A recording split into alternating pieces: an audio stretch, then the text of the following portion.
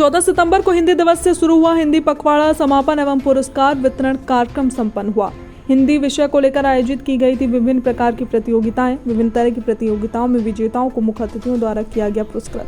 कार्यक्रम में बतौर मुख्य अतिथि पहुंचे ITI इकाई प्रमुख राजीव कुमार श्रीवास्तव। विशिष्ट अतिथि के रूप में पधारे थे डॉक्टर संतलाल। ITI के कर्मचारी विकास केंद्र में स्थित हिंदी कक्ष सभागार में आयोजित हुआ ये कार्यक्रम में आए मेहमानों द्वारा देश में हिंदी भाषा के विकास व स्थान को लेकर किया गया चिंतन। संवाददाता विपिन राजपूत की खास रिपोर्ट।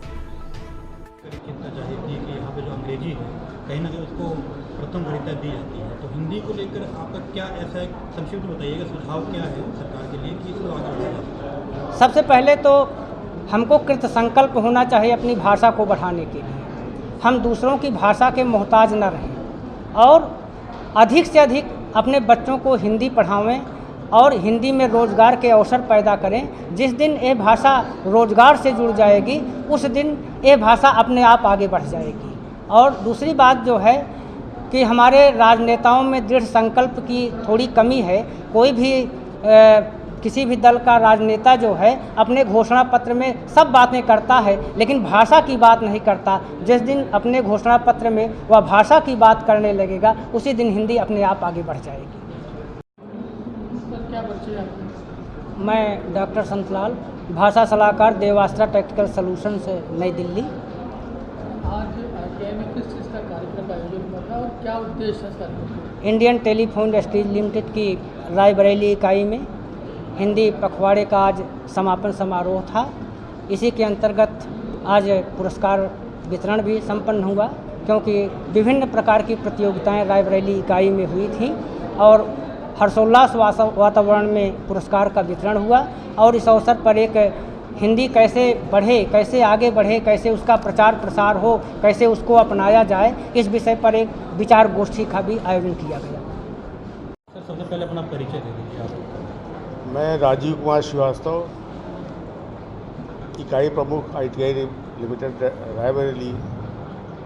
और हमारे यहाँ हिंदी पखवाड़ा 14 सितंबर से आज शुरू हुआ और आज 30 सितंबर को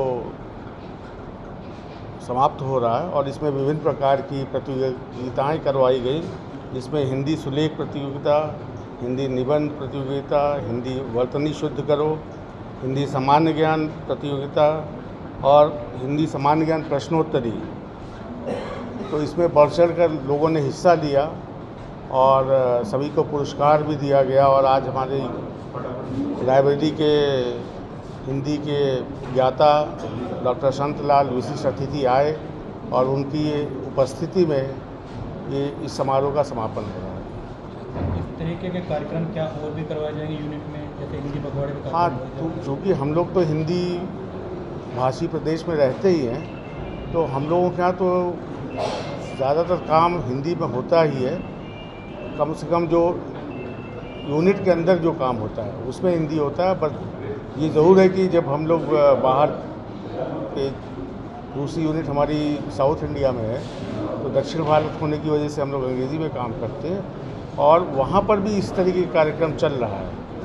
तो समय समय पे विभिन्न प्रकार के कार्यक्रम होते रहते हैं। और जैसा कि हमारा HR डिपार्टमेंट है वो इसको प्लान करता है और ट्रेनिंग भी होती है हिंदी में। जैसे काम करने के लिए कंप्यूटर की ट्रेनिंग चाहिए तो हिंदी भाषा का, उसमें भी इंग्लिश में ही हिंदी को कंप्यूटर में उपयोग किया जा सके, ये सब ट्रेनिंग दी जाती है। मैं शिव कुमार सिंह, संस्थान की रायबरेली इकाई में मानव संसाधन विभाग में अधिकारी पद पर कार्यरत हूँ और राजभाषा अधिकारी एवं जनसंपर्क अधिकारी भी हूँ। आज के कार्यक्रम में कौन कौन आया था और उनका परिचय करें? आज के कार्यक्रम में रायबरेली शहर से हमने आमंत्रित अतिथि के रूप में डॉक्टर संतलाल जी और डॉक्टर वैशाली चंद्रा जी को आमंत्रित किया था। किन्हीं अपरिहार्य कारणों से वैशाली जी नहीं उपस्थित हो पाए। डॉक्टर संतलाल जी रायबरेली शहर से विद्वानों की श्रेणी में पधारे थे और उन्होंने अपना यहाँ पे अभिभाषण हिंदी के पखवाड़े समापन और संस्थानों में हिंदी के प्रचार प्रसार के संदर्भ में अपना अभिभाषण दिया। तो जैसे आज हिंदी दिवस पखवाड़ा बनाया गया, क्या इसी तरह से और कार्यक्रम भी होते रहते हैं यहाँ पर? जी हाँ, हर माह हम अपने स्तर पे अपने इस हिंदी कक्ष सभागार के नाम से ये हमारा ट्रेनिंग सेंटर कर्मचारी विकास केंद्र जाना जाता है।